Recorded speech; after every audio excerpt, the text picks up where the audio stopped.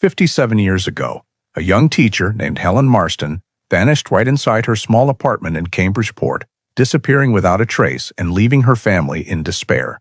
Authorities suspected a man who lived nearby, the one who appeared around the neighborhood exactly on the evening Helen went missing, might be involved. But with no body, no physical evidence, and far too few leads to pursue, the investigation quickly stalled. However, through all those years, a cold case investigative team never gave up hope, clinging to the slim possibility that the truth was still lying somewhere among the old case files. Then one day, during what seemed like an unrelated excavation, they uncovered a detail that everyone had overlooked for 3 decades.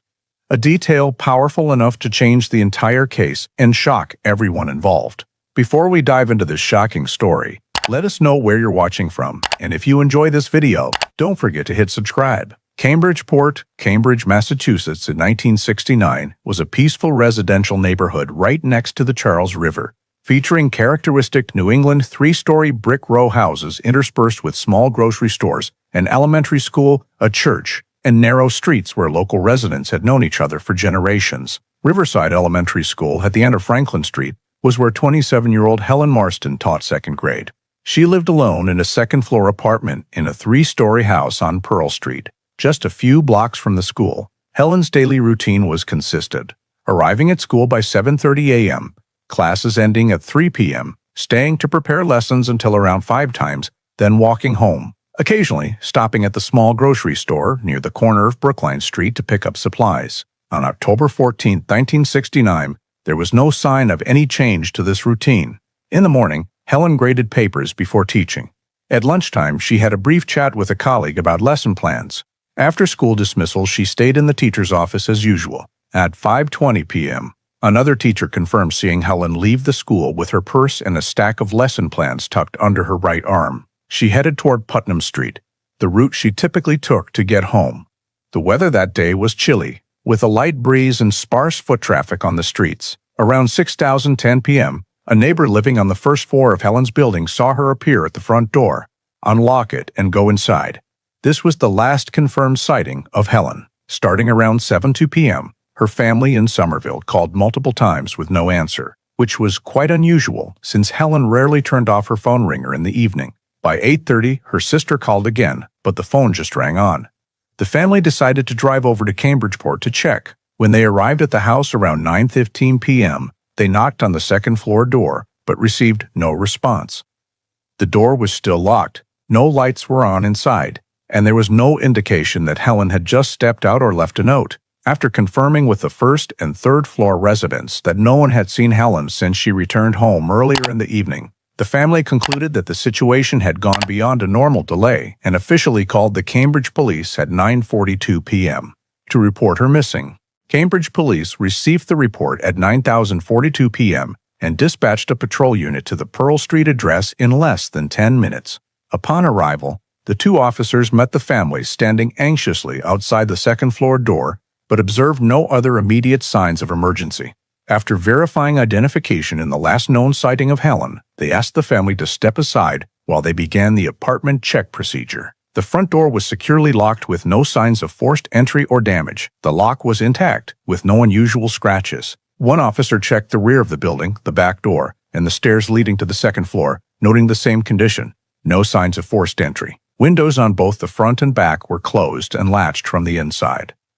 Using a key provided by the family, they entered the living room. The lights were off, but the furnishings were neatly arranged with no signs of disturbance. Lesson plans and children's books remained on the shelf, stacked in order as if it were a personal workspace.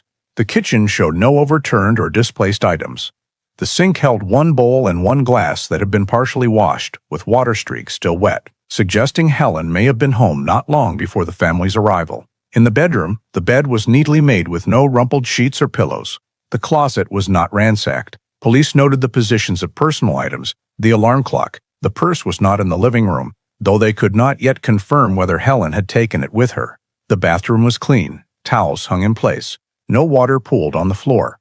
Overall, the apartment showed no signs of a struggle, altercation, or hasty departure. One officer stood at the back window checking if escape was possible in that direction, but the lock was secure and there were no footprints or scuff marks on the wooden porch outside. After fully documenting the physical state of the apartment, police briefly spoke with the family to determine if any important items were missing. But at that point, no clear signs indicated anything had been taken or rummaged through. Since there were no signs of forced entry or an obvious crime scene, but given the nature of the missing person report and the timing of Helen's last sighting, police decided to treat the apartment as a potential scene related to an unexplained disappearance. They established a restricted perimeter, asked the family to leave the second floor and not touch any items.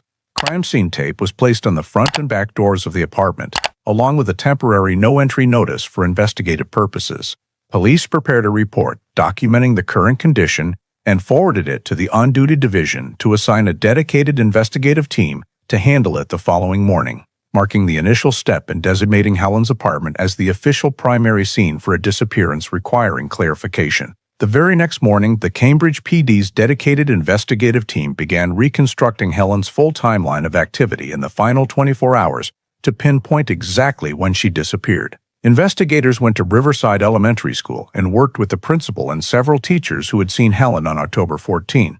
Statements obtained showed Helen was at school on time as usual, attended a brief meeting at 11:10 a.m., ate lunch in the teacher's lounge around 12:15, and showed no unusual signs regarding health or mood. Students were dismissed at 3,000 Pradisers, and a colleague reported seeing Helen remain in the teacher's workroom until about 5:15 to grade papers and prepare lesson plans for the following week. Investigators verified this by checking the sign-in log for the workroom, which matched Helen's personal calendar note about completing teaching materials that day. Around 5:20, two other teachers reported seeing Helen leave the administrative building, walk out to the schoolyard carrying her purse and a stack of lesson plans under her arm.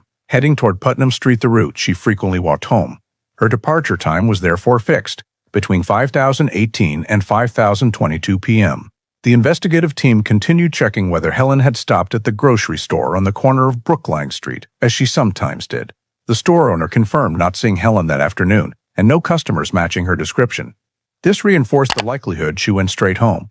To pinpoint when Helen entered the house, police followed up with the first floor neighbor's statement to the patrol unit that she had seen Helen at the second floor front door. Upon re-interview, the neighbor confirmed the observation occurred between 6:05 and 6:15 p.m., based on the radio program she was listening to when Helen climbed the stairs. This window was regarded as the last verified presence of Helen.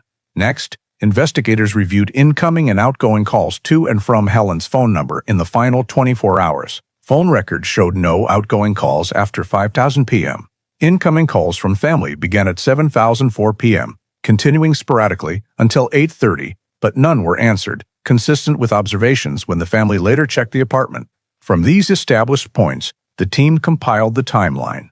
Helen left school around 5:20 p.m., made no stops en route, entered the house around 6:10. Family began unsuccessful calls from 7 onward. By 9:15, the family was on scene with no sign of Helen.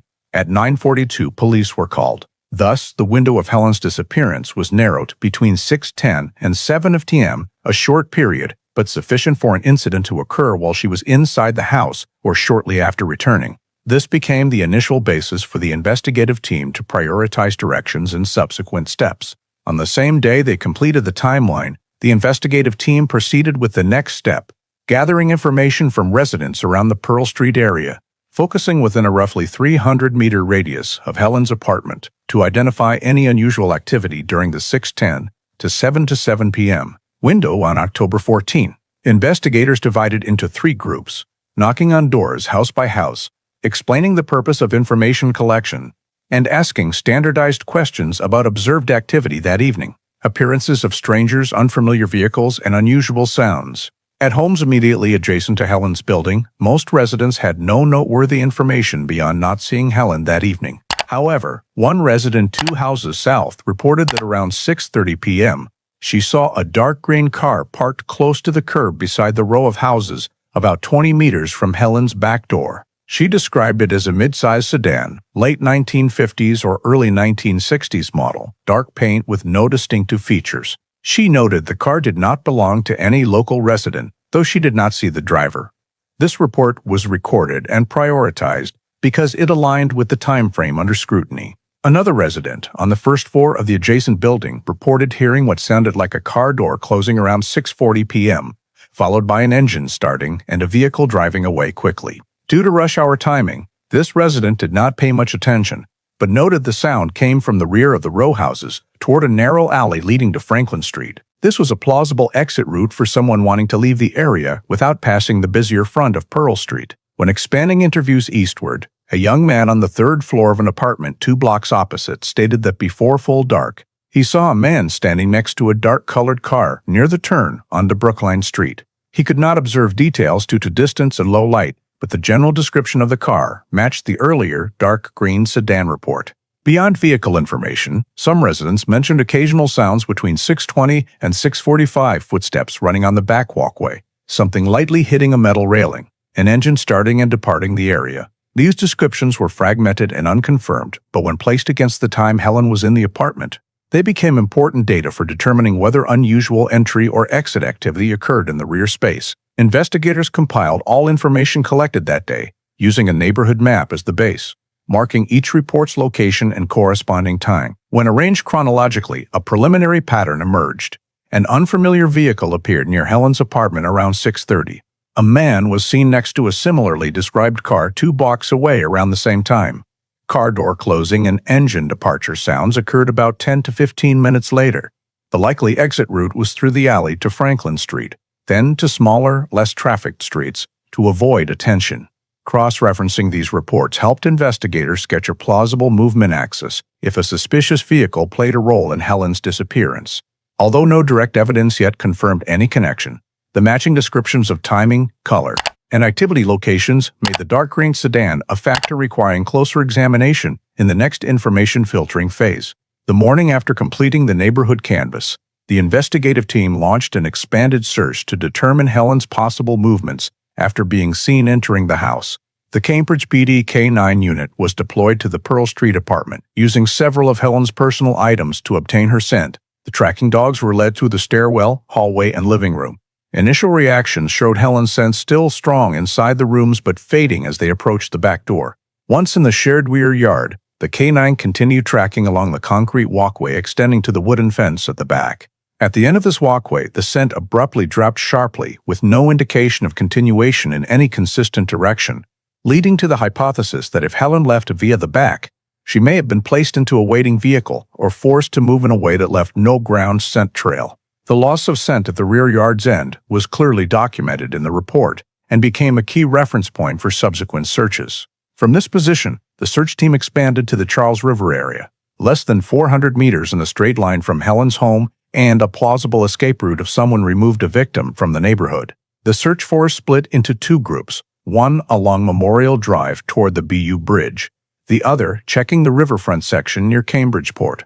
Efforts focused on discrete access points such as old docks, boat storage areas, and secondary paths along the river. No signs of struggle or related items were found, but the team noted several unclear tire tracks on soft ground near the water's edge, though their age or connection to the disappearance could not be determined.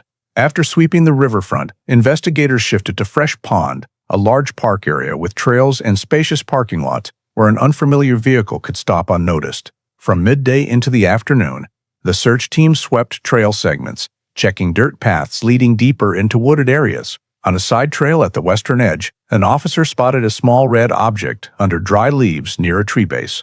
Upon retrieval and examination, it was a torn piece of red fabric, about 2 fingers in size, with frayed edges suggesting it may have been ripped by impact or pulling. The color matched the type of fabric family members described Helen using for a scarf, though no conclusive link existed at that time. The technical team recorded the discovery coordinates on a grid map, marked the exact trail position, photographed the scene from multiple angles, and collected the evidence in a specialized bag to prevent cross-contamination. The fabric was sealed on site and assigned a temporary evidence number for transfer to the Cambridge PD evidence storage room. The area around the discovery point was then searched in a 50-meter radius, but no additional related items were found.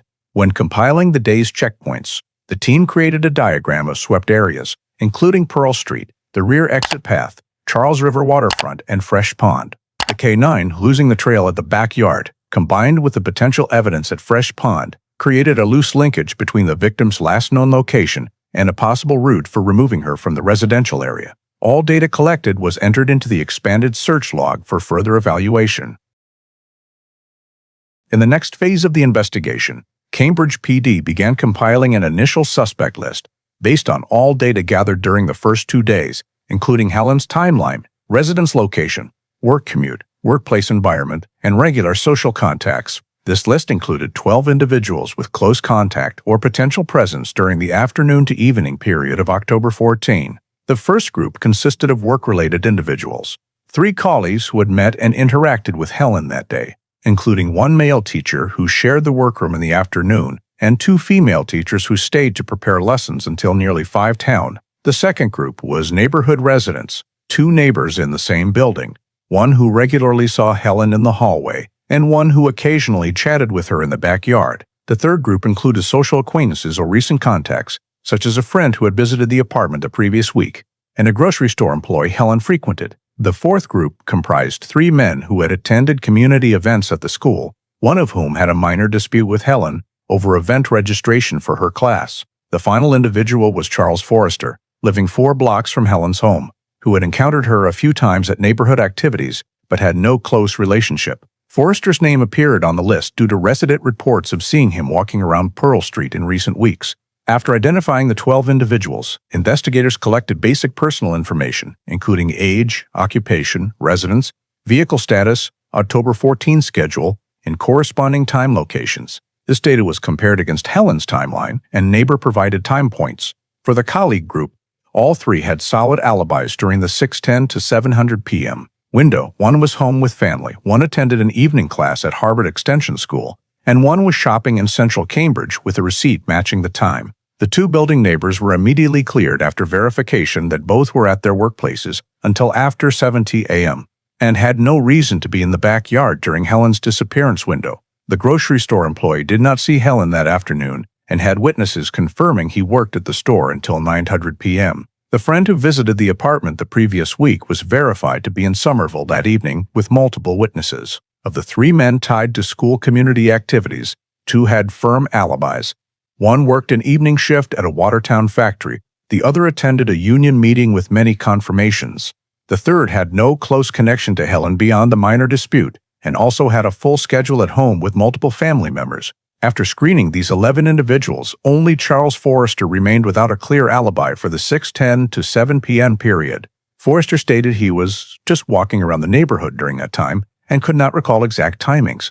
When asked about his evening schedule, he gave vague, detail-lacking descriptions with no confirming witnesses and no records to support his account. Additionally, some residents reporting a man standing next to a dark-colored car near the time of Helen's disappearance placed Forrester in the group requiring deeper scrutiny, although no physical evidence or specific data yet directly linked him to Helen's apartment. Designating Forrester as a potential suspect carried no conclusion, but it marked the first screening step that helped the investigative team narrow the scope of analysis and continue developing supplemental verification plans in the days ahead. In the next investigative step, Cambridge PD organized the first round of interviews with the 5 remaining individuals on the suspect list after excluding those with solid alibis, with the goal of checking the consistency of their movement timelines, cross-referencing statements, and assessing their potential presence in the 6:10 to 7:25 e-meeting window on October 14.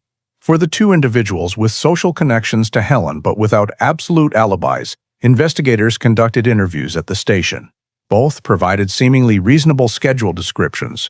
1 was at home with his brother, the other was shopping near Harvard Square. However, their descriptions had no connection to the Pearl Street area, and when cross-checked against receipts or confirmations from relatives, their statements showed sufficient consistency to temporarily remove them from active suspicion. For 1 individual who was a neighbor who had heard sounds from the back of the house that evening, the interview focused on determining the actual level of observation.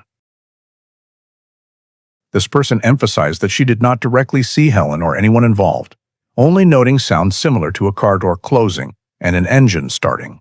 When cross-referenced with reports from other residents in the opposite direction, investigators determined this was merely supporting environmental information and did not turn the provider into a suspect. These interviews were completed quickly because no internal contradictions were found in the statements. For the man who had a minor dispute with Helen at a school event, Cambridge PD prioritized checking the fit of his statement with his evening schedule. This person asserted he was at home with 2 family members, and investigators made direct verification calls to check the timing consistency. The statement showed no contradictions and no data placed him near the scene at the critical time, so he was placed in the temporary exclusion group. After completing interviews with the first 4 people, the investigative team turned to the only case without a clear alibi, Charles Forrester. During the interview, Forrester repeated his vague schedule description, walking around the neighborhood at dusk, returning home around between 7 p.m.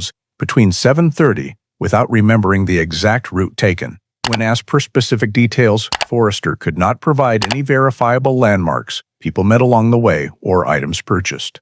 Investigators cross-referenced Forrester's statement with data collected from residents in the surrounding area and identified a notable coincidence between the time he claimed to be walking and the period when multiple residents reported seeing a man standing next to the dark green sedan. However, because the descriptions of the man's appearance were too general and lacked identifying features, the investigation could not conclude whether the observed person was Forrester. Forrester also completely denied owning or using any dark green sedan that year, though this statement had not yet been verified at the time of the interview.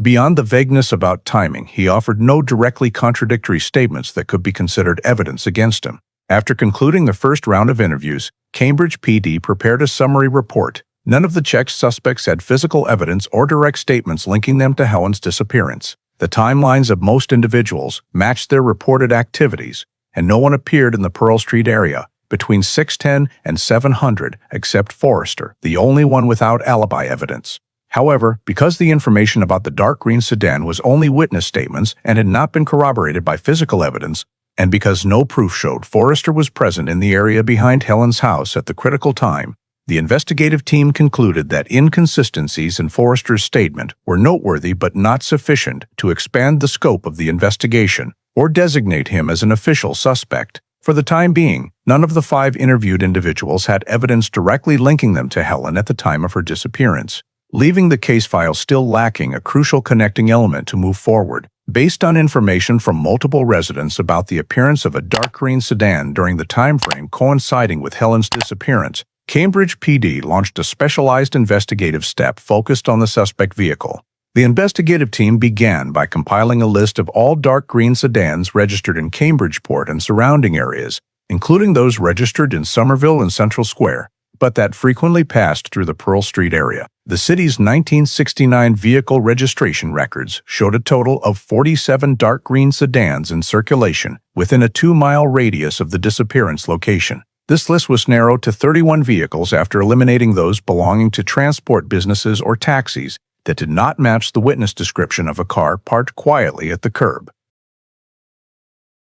The investigative team reviewed the license plates of the remaining 31 vehicles, collecting owners' names, residential addresses, usage status, and specific vehicle models. Owners were successively invited for interviews or questioned at home to verify whether they or family members had used the vehicle between 6 hours and 7 p.m. on October 14. Most owners provided clear schedules, with many having confirmations from relatives or neighbors. Some vehicles had not moved from their homes all day, based on neighbor information and the condition of the tires still covered in a layer of Cambridge road dust, typical of dry weather. Another group of vehicles was confirmed to have been in areas far from the scene at the time of Helen's disappearance, based on purchase receipts, public parking tickets, or witnesses who saw the owner using the vehicle elsewhere. Investigators also noted vehicles owned by elderly individuals who rarely left home in the evening, thereby eliminating additional irrelevant cases. In addition to direct verification with owners, the team expanded checks at local repair garages, including 3 major ones near Prospect Street, Putnam Avenue, and River Street. The goal was to search for repair or maintenance invoices related to dark green sedans in the 2 weeks before and 1 week after October 14. Some invoices were recorded, such as oil changes, brake pad replacements, or engine adjustments. However, none showed repairs for signs like bumper dents, paint scratches, or minor collisions, factors that could occur if the vehicle was involved in a struggle or used to restrain a victim. Local mechanics, when asked, did not recall or encounter any dark green sedans with suspicious signs in the recent period. One garage on Putnam Avenue recorded a dark green sedan coming in for spark plug replacement on the afternoon of October 15, but according to the description, the owner was an elderly person, and the vehicle matched a model already verified as belonging to an unrelated owner on the list. When checking extended registration status, the team discovered some vehicles were no longer in the Cambridge area but had changed ownership before Helen's disappearance. However, contacting the new owners showed these vehicles had been purchased in normal operating condition with no suspicious signs. After many hours cross-referencing witness data with the vehicle list, the investigative team concluded that none of the 31 vehicles fully matched the description of the car seen near Helen's apartment at 6:30 p.m. Although a few matched in color, size, and model, their owners all provided alibis or clear evidence of use. The driverless vehicle observed by witnesses also lacked sufficiently specific features to match any verified vehicle. Due to the absence of physical evidence such as tire tracks, vehicle paint, or debris related to the suspect vehicle, identifying the dark green sedan became a dead end at this stage. The review results were recorded in the investigative report, with a conclusion: the vehicle involved in a disappearance could not yet be identified, and no vehicle in the area provided a direct lead to Helen. In 1970, after many weeks of local-level investigation yielded no new data, Helen Marston's missing person case file was transferred to the Massachusetts State Police for a comprehensive reevaluation under state protocol for disappearances lasting over 60 days without specific developments. The MSP investigative group began by reviewing all Cambridge PD reports, including crime scene survey logs, screen suspect lists, witness interview reports, interrogation results, K-9 team data, search routes along the Charles River and Fresh Pond, and all information related to the dark green sedan reported by witnesses. When cross-referencing Helen's final timeline, MSP confirmed that the sequence of hours from Helen leaving school, returning home, being seen by the neighbor entering the apartment, to the family's check contained no time points outside reasonable limits. The 6:10 to 7:28 p.m. window remained the only period in which an incident could have occurred, but no witnesses saw Helen leave the house or meet anyone in the area. The review team continued analyzing statements from the 5 remaining individuals in the initial suspect group. They found the statements stable, with no new contradictions emerging upon re-examination, and no individual was identified as having been present in the area of Helen's back stairwell at the critical time. The review of Charles Forrester's statement was conducted more thoroughly. MSP acknowledged that Forrester's statement was vague and unverifiable, but there was also no independent evidence indicating he was actually present near the apartment's backyard that evening. In particular, given the lack of physical data, MSP could not assess the reliability of witness descriptions of the man standing next to the dark green sedan, as no specific facial features, clothing details, or exact observation distances were provided. Regarding evidence, MSP identified only one potential item: the red fabric fragment found at Fresh Pond. However, testing at the time could not determine its origin, and there were no clear signs linking it directly to Helen or her disappearance. For the backyard area where the K-9 lost the scent, MSP affirmed that the result alone could not conclude a vehicle removed the victim, as the rear walkway was also a travel route for many other residents in the area. No tire marks, drag marks, or any legally valuable debris were recorded. When compiling all data from Cambridge PD and MSP's review results, the investigative group reached a joint conclusion. The file lacked a body, lacked evidence linking any suspect, lacked witnesses seen the victim after 6:10 p.m., and had no legal basis to continue detaining or deeply investigating any individual. From the forensic perspective of 1970-1971, MSP concluded there were no signs proving Helen left the area voluntarily or under duress. At the same time, there was no evidence pointing to a clear criminal act at the apartment. The investigative system at that time lacked supporting technology such as DNA analysis or micromaterial examination techniques, making all collected data merely directional and insufficient for inference. Due to the absence of grounds to expand the investigation, MSP officially classified Helen Marston's disappearance as a cold case, archiving the file per state protocol with the notation: no body, no direct physical evidence, no identified suspect. This was a procedural decision but reflected the complete investigative deadlock at that time. In the period after the file was officially classified as a cold case, Cambridge PD and Massachusetts State Police continued periodic reevaluation procedures per state standards for unsolved disappearances. The first reevaluation occurred in 1977, 8 years after Helen's disappearance. The MSP reevaluation team reviewed all stored evidence, including apartment crime scene survey logs, search area maps, resident interview reports, and the red fabric fragment recovered at Fresh Pond. At that time, Forensic capabilities had not significantly changed from the 1969-1971 period. Therefore, the red fabric could not be analyzed further for fiber structure, origin, or biological traces. The reevaluation team hoped to find a connection between Helen's disappearance and sporadic attacks on women in the Boston area between 1972 and 1976. However, those cases had clearly distinct characteristics. Most occurred in public places, had witnesses, suspect descriptions, or involved overt violence, which did not match Helen's disappearance inside her own apartment without signs of struggle. After full comparison, the 1977 team's conclusion was that no case had similar characteristics or details that could link to Helen's, so the file continued to be archived with the note, "No new developments." The second reevaluation took place in 1984. Amid many states beginning to build centralized databases for crimes involving missing and assaulted women, the 1984 investigators paid particular attention to the rise in attacks on women in private spaces, thereby considering whether Helen might fit into a similar pattern of behavior. However, attacks in the new database mostly showed signs of lockpicking, break-ins, or clear violent acts, which were absent from Helen's apartment. The reevaluation team also re-examined all original statements, especially Charles Forrester's case, the only one in the suspect list without a clear alibi. They compared details of Forrester's statement with unsolved attacks but found no similarities in behavior or modus operandi. When re-interviewed, Forrester maintained the same vague description of his October 14 evening schedule and continued to assert he did not encounter Helen at that time. No new facts emerged to challenge his statement. The reevaluation team assessed that the level of suspicion toward Forrester lacked sufficient legal grounds to reopen the file or request a search warrant. That same year, the evidence storage room confirmed no evidence had been lost or seriously degraded, but it also held no usable value under then-current forensic standards. The third reevaluation occurred in 1989, driven by two factors. First, the early development of basic biological trace identification techniques, such as blood typing or enzyme analysis. Second, the emergence of several discrete attacks on women in northern Massachusetts with less overt crime scene evidence.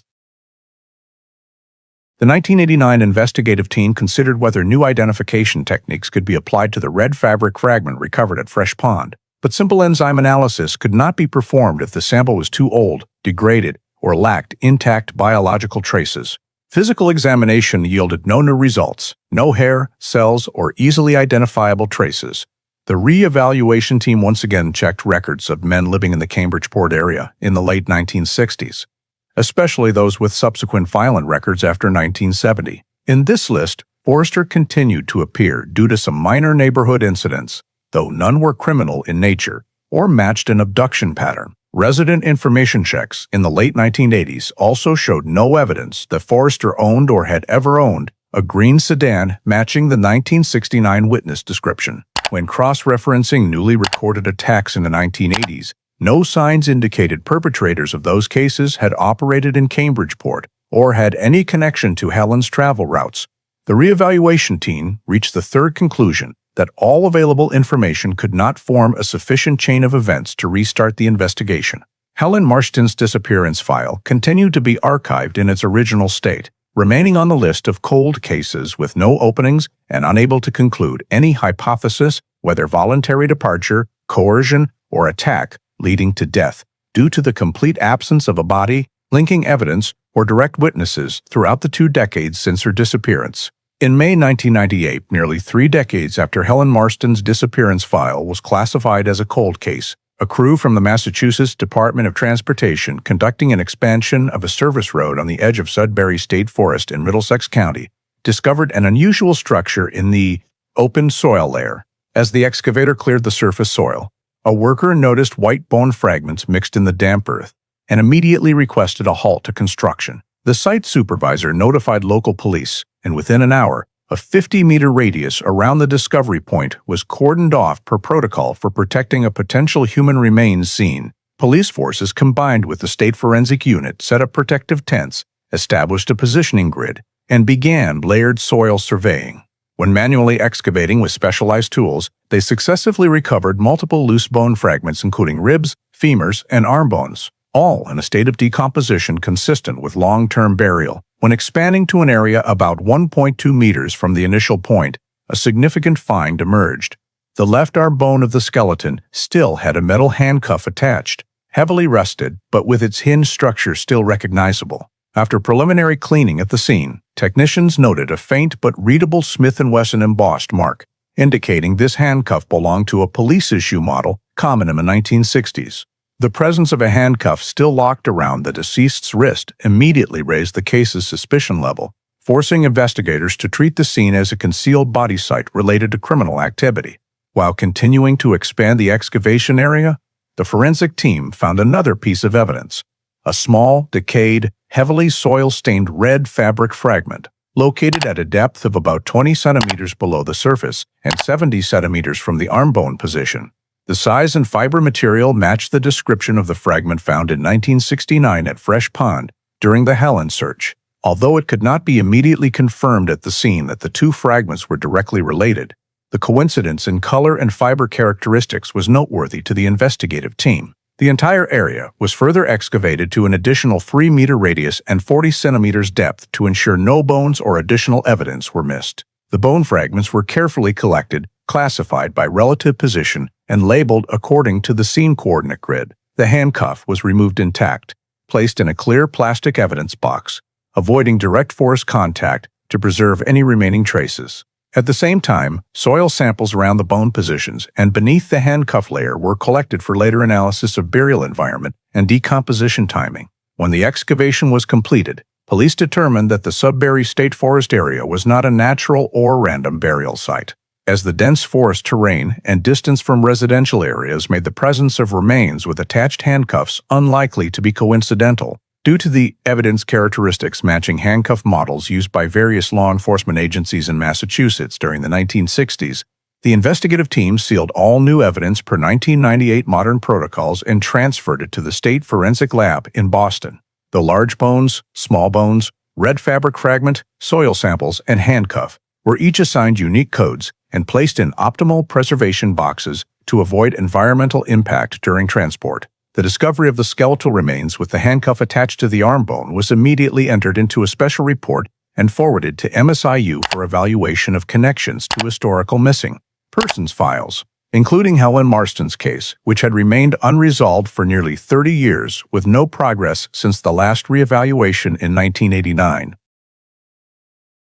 At the State Forensic Lab in Boston, the skeletal remains collected from Sudbury State Forest were handed over to the forensic anthropology team for preliminary analysis of identity, biological characteristics, and signs of external force. The process began with mechanical cleaning of the bone fragments to remove soil, decayed leaves, and contaminants, followed by classification into groups: long bones, skull bones, ribs, and loose fragments. From the pelvis and skull structure, experts determined the sex of the remains as female, consistent with the characteristics of the missing person in the 1969 Cambridge cold case file. Long bones such as the femur and tibia allowed estimation of living stature, with results ranging from 160 to 165 centimeters, matching Helen Marston's recorded height of 162 centimeters in the Cambridge PD file. The jawbone and cranial suture features suggested an age range of 25 to 35 years.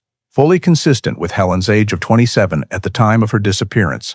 Experts continued detailed examination of the wrist area where the Smith & Wesson handcuff remained locked around the left arm bone. The radius and ulna in the wrist region showed signs of prolonged compression prior to death, including slight wear grooves on the bone surface, likely caused by metal pressure while the victim was still alive. There were no signs of wrist bone fractures at this location, indicating the restraint was not immediately violent, but tight enough to leave biological impressions. When compared to the cuff sample from the scene, experts confirmed the cuff size was locked at a level consistent with a woman's wrist, not an expanded size. This reinforced the assessment that the binding was intentional, not accidental or self-inflicted. To preliminarily determine time since death, the team analyzed the degree of bone decomposition through observation of porosity, decay level, and remaining mineral density. The bones exhibited deep decomposition, characteristic of remains buried for over 20 years in Massachusetts' humid climate, combined with soil samples taken around the remains, which showed sediment layering consistent with deposits from the late 1960s. The forensic geologist confirmed the burial likely occurred between late 1969 and the early 1970s. Pollen samples found in the soil around the bones also supported this time frame. Pollen components from certain tree species that bloom only in late fall 1969 cycles were recorded in the soil sample. When synthesizing anthropological, forensic, and geological data, the team's preliminary conclusion was that the remains most likely belonged to a woman around 27 years old who disappeared in late 1969 in the Cambridge area, matching Helen Marston's file. Although DNA analysis for absolute identification was not yet available at this point, the high degree of match in biological features, time of death, and binding evidence allowed the forensic team to recommend prioritizing the case for re-examination in the Massachusetts State Police's backlog of cold cases. By 2001, when STR DNA profiling had become the standard for identifying long-buried remains, Massachusetts State Police decided to transfer the remains recovered from Sudbury State Forest to the State Forensic Center for Genetic Analysis to officially confirm identity. Bone samples selected for DNA extraction were the femur and tibia, which have high mineral density and better preservation of endogenous DNA sequences than smaller bones. The process began by coring bone from the dense portion, followed by demineralization using EDTA solution over many hours to release remaining genetic material. After extraction, technicians applied a silica column purification process to remove contaminants from soil, microorganisms, and accumulated foreign proteins over nearly 3 decades of burial. The result was a fragmented but usable quantity of DNA suitable for STR analysis. The team used the standard STR marker set for 2001, including core CODIS loci, performing amplification by PCR and capillary electrophoresis to generate a genetic profile. After multiple optimization rounds to handle the degraded DNA condition, a complete STR profile of the remains was compiled into a matrix of over a dozen informative loci. Once the STR profile was obtained, the next step was comparison with directly related reference samples. In the 1969 Cambridge PD file, the forensic team noted a stored envelope containing Helen's hair strands collected from her hairbrush in the apartment after her disappearance. The hairs lacked roots and thus could not yield nuclear cell DNA. But epithelial cells remaining on the hair shafts in some strands were sufficient for mitochondrial DNA extraction and occasionally partial nuclear DNA. In the 2001 analysis round, the lab applied optimized methods for aged samples to obtain nuclear STR sequences, though the DNA yield was very low. When comparing the remains STR profile against the STR profile from the hair sample, results showed complete matches at key loci. The probability of 2 unrelated individuals sharing this STR set at these loci was calculated as extremely low, sufficient to conclude that the remains found at Sudbury State Forest were those of Helen Marston, who had disappeared 32 years earlier. With this identification conclusion, the case file was officially reclassified from missing person to homicide investigation, opening an entirely new investigative direction. After identity confirmation, the team continued processing the second key piece of evidence, the Smith & Wesson handcuff found locked on Helen's left wrist bone. From the inner metal surfaces, particularly the hinge area and inner lock edges, technicians used liquid swabbing to collect sloughed cells without damaging the rusted metal structure.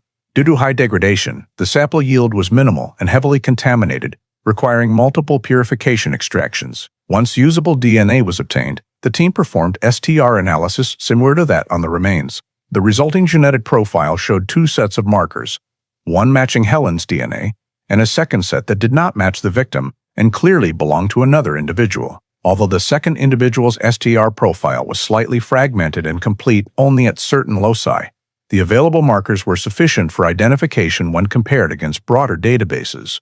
The presence of foreign DNA on the handcuff, especially as the cuff was direct binding evidence with the remains, became a central focus in re-evaluating the entire investigative direction. It confirmed the presence of at least one other individual at the time Helen was restrained, providing independent, identifiable biological data. This individual's DNA profile was isolated, assigned a separate code in the state forensic system, and prepared for comparison against criminal databases holding STR samples in 2002. When Massachusetts began implementing federal CODIS-compliant criminal DNA storage, with the 2 datasets, victim identity confirmation and foreign DNA presence on evidence, the case was officially reclassified, moving into a criminal investigation phase with a new focus on genetic forensics rather than the vague witness descriptions of previous decades. After the file was reclassified as a homicide investigation based on the 2002 DNA results, Massachusetts State Police conducted a comprehensive review of all 1969 original documents using a modern forensic analysis framework, focusing on 3 data groups: the perpetrator's plausible travel routes, the previously screened suspect list, and behavioral patterns compared to similar cases over the past 30 years. First, the body discovery location at Sudbury State Forest was cross-referenced with 1969 traffic maps and low-traffic automobile routes, particularly those that could transport a victim from Cambridgeport to the outskirts without drawing attention. Historical traffic maps showed the route from the Fresh Pond area connecting to Route 2 and into Sudbury State Forest as one of the most convenient paths at the time, achievable in about 35 to 45 minutes in the evening. The fact that a red fabric fragment was found at Fresh Pond in 1969 and a similar fragment appeared at the burial site in 1998 increased the likelihood that the perpetrator stopped at Fresh Pond before continuing to transport the body to the Sudbury Forest area. When investigators plotted this data chain on a map, the travel route became logical and consistent. From Helen's apartment, 9th apartment, backyard, Durago Fresh Pond, Sudbury State Forest, something 1969 investigators could not infer due to the lack of a body and lack of scientific comparison tools. Next, the original suspect list was reopened and evaluated using modern exclusion criteria. The 5 remaining suspects from the 1969 group were rechecked through residency records, schedules, criminal histories, and biometric data. The first 4 had hard alibis or no data linking them to Fresh Pond or Sudbury State Forest. Moreover, over 3 decades, none had histories of violent behavior, appearances in criminal DNA databases, or any behavioral similarities to the pattern of a victim restrained with police handcuffs and buried in a forest. Thus, this group was permanently excluded. For Charles Forrester, old records showed he was the only person on the 1969 list without a clear alibi during the 6:10 7 p.m. window, and no one could confirm his location at the time of Helen's disappearance. The 2002 investigators re-examined Forrester's original statement and noted its vagueness, lack of structure, and absence of observational details behavior often seen in suspect files where intentional concealment of movements is present. When contextualized against similar cases from 1970 to 2000, particularly those involving women restrained with handcuffs or similar devices and taken to remote wooded areas, the behavioral pattern in Helen's case aligned with planned criminal behavior, use of specialized restraint tools, victim transport by personal vehicle, and selection of isolated burial sites. NSP behavioral analysts prepared a comparative report and concluded that the perpetrator was likely a male familiar with the Cambridgeport area, accustomed to moving around the neighborhood in the late afternoon evening, and with some knowledge of Smith & Wesson handcuffs, something 1969 investigators had suspected but could not prove. When cross-referencing the 1969 list against 2002 behavioral profiling criteria, Forrester emerged as the only suspect fitting all data points: no alibi, repeated presence around the Pearl Street area before Helen's disappearance, no indication of residency or work elsewhere on the evening of October 14th, and the only one on the list residing near both the Fresh Pond route and Route 2 at that time. Combined with the coincidence of the 2 red fabric fragments along the suspected travel path, the 2002 investigative report concluded that Forrester was the highest probability suspect and required expanded investigative scrutiny. In the advanced forensic analysis phase of 2002, after completing victim identification and reconstructing the investigative direction, Massachusetts State Police shifted focus to the most critical piece of evidence, the Smith & Wesson handcuff found locked on Helen's left wrist bone. At the lab, technicians continued the DNA extraction process, starting from the inner metal surfaces of the cuff rings, where slough cells and contact traces from the person who handled the cuff were most likely preserved. Because the metal was rusted and soil contaminated, the entire sample underwent multi-step liquid washing to remove inorganic contaminants before centrifugation and concentration of remaining cells.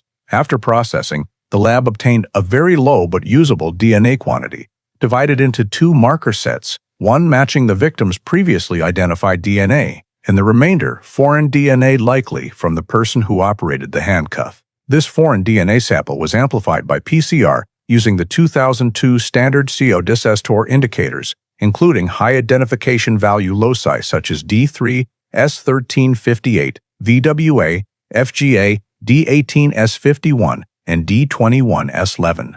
Capillary electrophoresis results produced a sufficiently strong STR profile for entry into state and federal CODIS systems.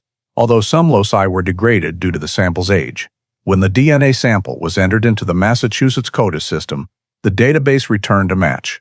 The foreign STR markers on the handcuff matched DNA stored in Charles Forrester's criminal file, collected in 1989 when he was required to submit biometric samples due to involvement in a minor neighborhood disturbance incident.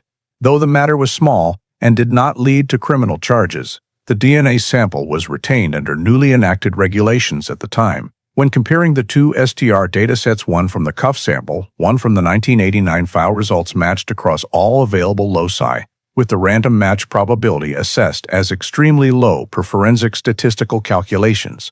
The lab's DNA report concluded that the foreign DNA on the handcuff found with Helen's remains was almost certainly that of Charles Forrester, who had appeared on the 1969 suspect list but could not be charged due to lack of physical evidence.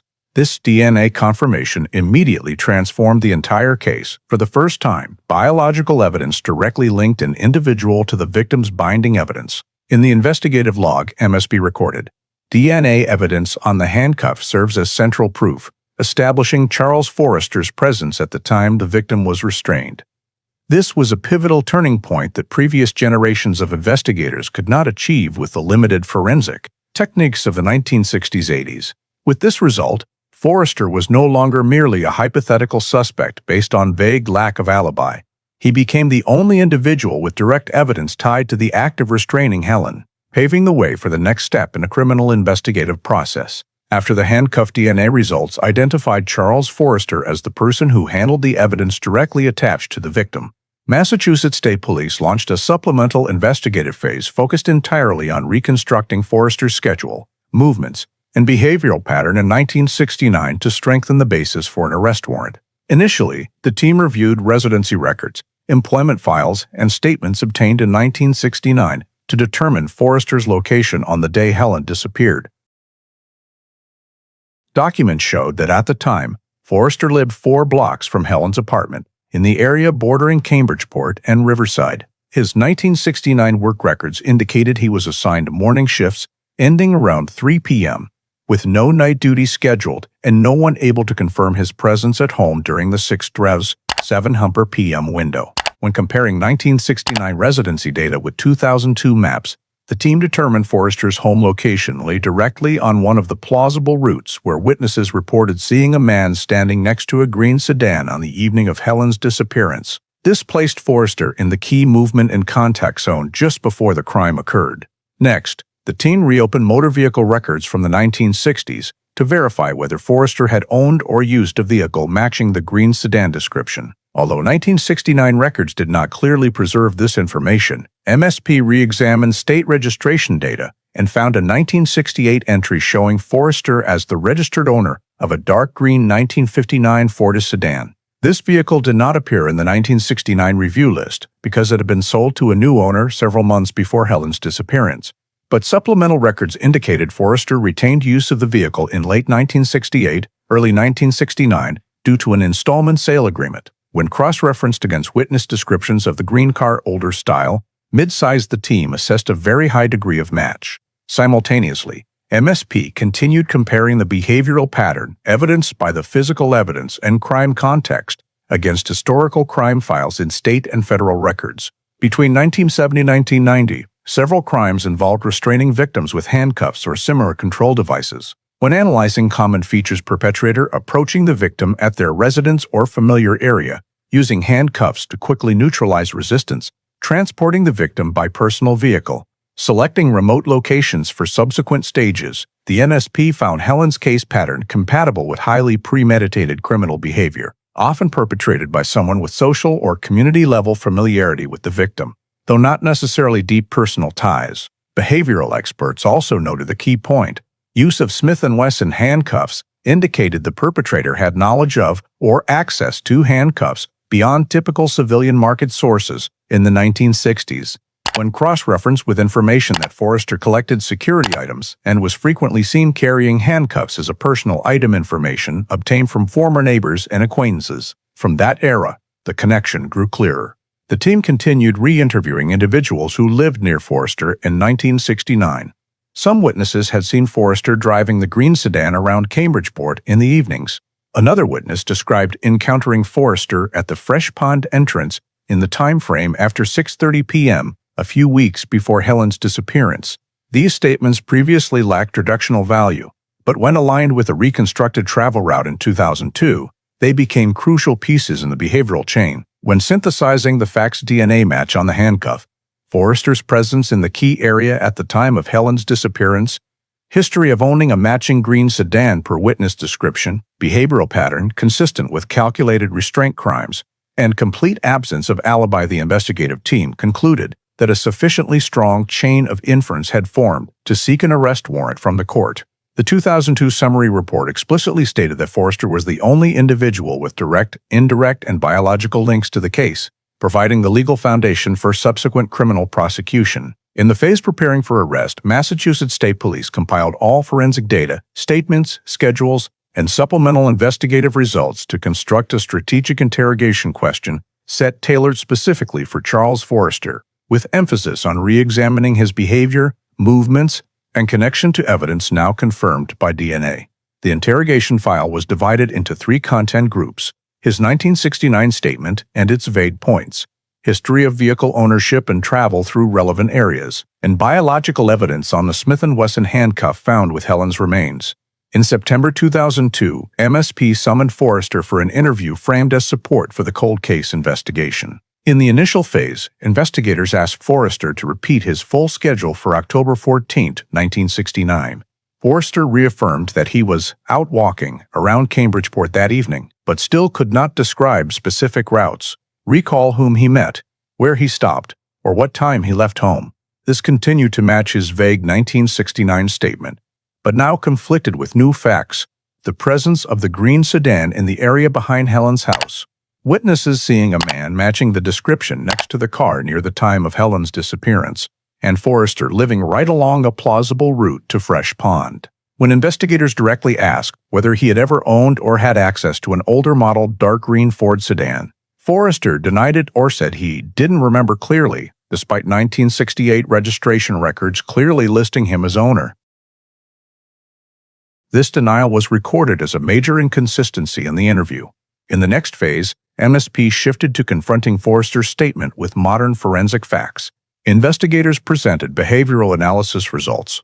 The travel route from Cambridgeport, Fresh Pond, Sudbury State Forest fit 1969 timing and terrain, especially for someone familiar with the area like Forrester. They also pointed out the coincidence between witness-described behavior and the criminal pattern of using handcuffs to restrain victims. When faced with these facts, Forrester continued to deny, insisting he didn't know or couldn't remember any details.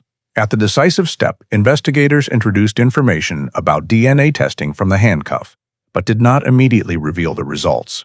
They asked Forrester if there was ever a time in his life when he handled Smith & Wesson handcuffs or owned such a device in the 1960s. Initially, he refused to answer, then stated he never used handcuffs and had no reason to keep such a thing.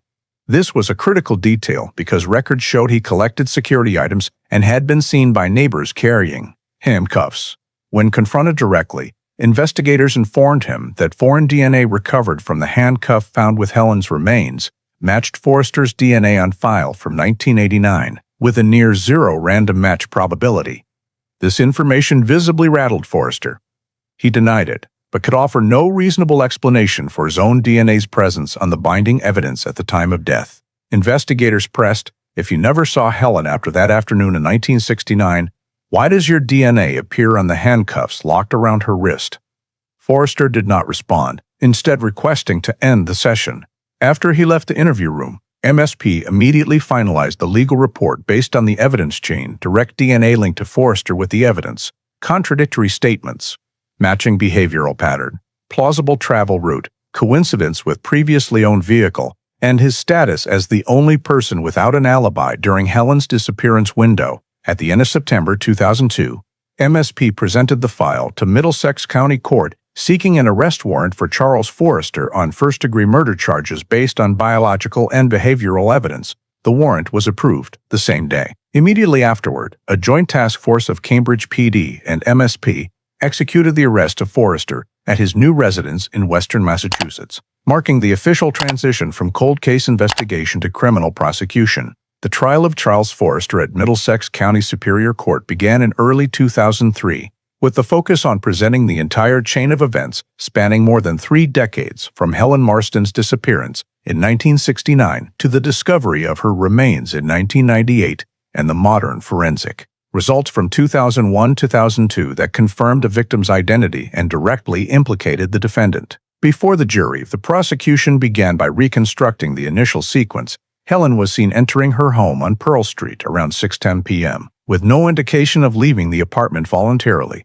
The K-9 lost the scent at the backyard. Multiple witnesses saw a man next to a green sedan at the matching time, but at that point there was no body, no definitive physical evidence, and no forensic technology available. The prosecution emphasized that the case remained stalled for decades, not because there was no perpetrator, but because of a lack of physical evidence that could be analyzed with the techniques of the time. After setting the context, the prosecution guided the jury to the 1998 discovery milestone: skeletal remains buried in Sudbury State Forest, the left arm bone still locked in Smith & Wesson handcuffs, a decayed red fabric fragment found near the excavation site, and matching the evidence recovered in 1969 at Fresh Pond. Crime scene photographs and excavation diagrams were displayed to prove the body had been deliberately moved and concealed, ruling out accident or self-inflicted action. The forensic anthropology team was called to testify, presenting the bone analysis process: female sex, age consistent with Helen at the time of disappearance, matching height, compression marks from the handcuffs on the bones, time of death consistent with late 1969, and pollen in the soil matching that fall's cycle. The jury was walked through each step of decoding the remains, establishing no reasonable doubt about the victim's identity. Next, the prosecution moved to the most critical part: DNA evidence. Forensic experts explained the DNA extraction process from long bones, STR analysis, genetic profile generation, and comparison with Helen's hair sample collected in 1969. The absolute match was presented as the legal foundation confirming the remains belonged to Helen Marston. Following that, the prosecution shifted to the decisive evidence: foreign DNA on the handcuffs. The DNA expert described the process of extracting cells from the rusted metal surface and amplifying and running STR to create a profile. When presenting the match to Charles Forrester's DNA profile collected in 1989, the prosecution stressed that only 2 possibilities existed. Forrester was the one who locked the handcuffs on Helen's wrist, or he had direct contact with the cuffs in the immediate time frame when Helen was restrained. No other reasonable scenario fit. After establishing the biological evidence, the prosecution brought the jury back to behavior and supplemental facts. Forrester was the only person on the 1969 list without a clear alibi. He had owned a green sedan matching witness descriptions. He was seen at Fresh Pond near the time of the crime. He lived directly on a plausible travel route from Helen's apartment to Sudbury State Forest, and he maintained vague statements with shifting details over the decades. Behavioral experts were called to testify, explaining the pattern. Offenders who use handcuffs in the initial phase of restraint often have knowledge of security devices, typically transport victims by personal vehicle, and tend to choose remote burial locations away from population centers. The prosecution matched each point to Forrester, demonstrating his comprehensive fit with his criminal profile. When confronted in court, Forrester continued to deny any involvement and could not explain why his DNA appeared on the cuffs binding the victim. The prosecution used his own inconsistencies in testimony to reinforce the argument: no recollection of routes, no memory of owning the car, no memory of handcuffs. But DNA proved he was there. At the time Helen was restrained, the defense attempted to argue possible cross-contamination of DNA, or that the handcuffs existed independently of the crime. But the prosecution countered with the evidence chain of custody, continuous storage protocol from 1998 onward, and the unbroken connection between handcuffs, arm bone burial, location DNA. They emphasized, if Forrester's DNA is on the cuffs locked around Helen's wrist bone, no reasonable way exists to deny he was the one who applied them. After 2 weeks of presentation, cross-examination, and forensic evidence, the jury received final legal instructions. Consider whether the evidence met the beyond a reasonable doubt standard. Within a few hours of deliberation, the jury returned to the courtroom. The foreperson stood and read the verdict: Charles Forrester guilty of first-degree murder in the death of Helen Marston. The verdict rested on the cumulative elements: 1969 behavior, plausible travel route, forensic evidence, anthropological analysis, DNA, and the irrefutable direct link between the defendant and the instrument of the crime. At the sentencing hearing held 2 weeks after the jury's verdict, the Middlesex County Superior Court judge read the sentence for Charles Forrester, life imprisonment without parole, applied under the sentencing framework for first-degree murder and strengthened by aggravating factors, the restraint of the victim with handcuffs and the intentional concealment of the body to cover up the crime. In the sentencing statement, the judge emphasized that the cruelty of the act, the premeditation and the transport, and the prolonged concealment of the crime over 3 decades made the maximum sentence necessary. After the sentence was read, the courtroom fell silent. This was not only the legal conclusion of a case, but also the closing marker on a 33-year investigative journey that spanned generations of investigators, evolving technology, and the uninterrupted persistence of law enforcement agencies. Immediately following the sentencing, Massachusetts State Police, Cambridge PD, and the State Forensic Unit held a professional debrief to analyze why the case took decades to solve. The expert group identified 3 primary reasons. First, in 1969, forensic capabilities were virtually non-existent for biological identification. No body, no struggle scene. The only evidence being a red fabric fragment and vague witness statements about a green sedan, all insufficient to direct the investigation toward any specific individual. Additionally, there were no blood traces, signs of struggle, or witnesses seen the victim forced from the apartment. Second, DNA technology, the key factor in solving the case, was only developed and widely deployed starting in the 1990s. It was not until 2001-2002 that SDR techniques were robust enough to analyze degraded DNA in bones and extract mixed DNA from rusted metal. Had the remains not been discovered in 1998, or had the handcuffs corroded to the point of losing cellular material, the case might have remained in cold case storage indefinitely. Third, the perpetrator's behavior was highly calculated, attacking without creating major noise, using the back exit rather than the front, choosing a time when neighbors were less attentive, transporting the body via low-traffic routes, and burying it in a vast forest area. These features made traditional investigative progress nearly impossible. In the operational summary, MSP presented the full investigative timeline. 1969 was the initial search phase. K9 lost scent at the backyard. No clear evidence found. No firm alibi for the sole strong suspect, but also no legal basis to charge. The 1970-1999 period included 3 reevaluations, all deadlocked due to lack of remains and absence of advanced evidence analysis technology. The 1998-2002 turning point included discovery of the remains, anthropological analysis, STR confirmation of victim identity, extraction of foreign DNA from the handcuffs, CODIS match to Forrester's profile, reconstruction of travel route and behavioral pattern, and finally, establishment of legal grounds for arrest and prosecution. Veteran investigators participating in the debrief stressed a core principle learned from the case. Every piece of evidence, no matter how small and regardless of its apparent value at collection, can become the key to solving the case when forensic technology advances. In particular, the red fabric fragment found in 1969, once considered unrelated, only became the sole linking point when compared to the fragment at Sudbury State Forest, revealing the perpetrator's travel path. Similarly, the handcuffs were not merely the instrument of the crime, but also a long-term DNA repository, under conditions no one at the time could have anticipated. The debrief also officially closed Helen Marston's file per Massachusetts State Police protocol, reclassified from open, active homicide to closed, conviction secured. A special report was archived in MSP's investigative library for use as training material for cold case units on the importance of long-term evidence preservation and the role of forensic technology in resolving decades-old cases. Although justice was served in the eyes of the law, the event also marked the end of one of the longest investigative journeys in Cambridge history, a journey in which persistence, forensic science, and technological progress converged to bring the truth back after 33 years of silence. The Helen Marston case, a woman who vanished inside her own apartment in Cambridgeport in 1969, only to be found more than 3 decades later in Sudbury State Forest, clearly reflects a reality of modern American life.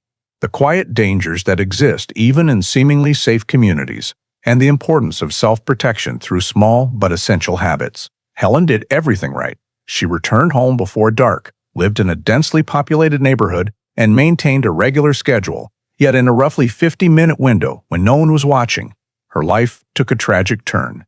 In today's society, even with advanced security technology, disappearances still occur, especially among women living alone. The first lesson comes from the investigative detail. Helen left no sign of leaving the house, which stalled the initial search. Today, sharing location via phone, reporting expected return times, or maintaining brief check-ins with friends can create timestamp evidence to help family and authorities respond faster.